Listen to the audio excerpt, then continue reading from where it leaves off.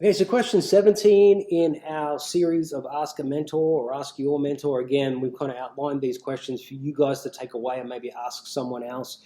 And then the team thought it'd be cool if obviously I gave my 2 cents on this as well, from mentoring around town in a bunch of places and being on advisory boards, also building businesses. So question 16 is, actually question 17 is, how do you bring courage and conviction to risky situations? So I think I answered some of this, and I love that. That's where I actually thrive, is those situations, because I love difficult conversations. I love it when people feel awkward.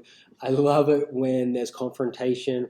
I love being in all those places where people allow their feelings to get ahead of them. I'm just fascinated by the psychology of all of that stuff. And so that does stem into risk as well. And so with risk,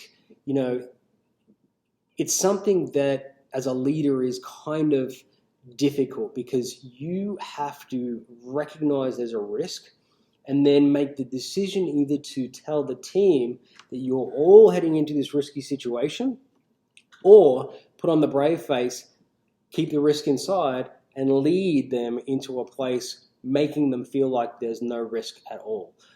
Now, that can be totally different situations, right? Because there's some things that you want to tell your team, and there's some things that you just shouldn't tell your team, because they don't need to know some of those things. And so I think that if we're talking about, let's talk about something about financials, for instance, is a great one. There's certainly things about your bottom line and your bank account that your team don't necessarily need to know. And often some of the risk we're moving towards in business has to do with the economics of financial situations.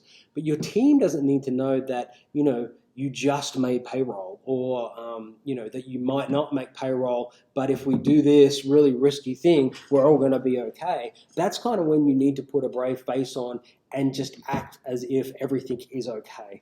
And then there's other things which are, we might decide to take a client that might be a slight risk. Well, for me, I would always go back to the team and say, look, should we take this client or not? This is the risk of us taking this client.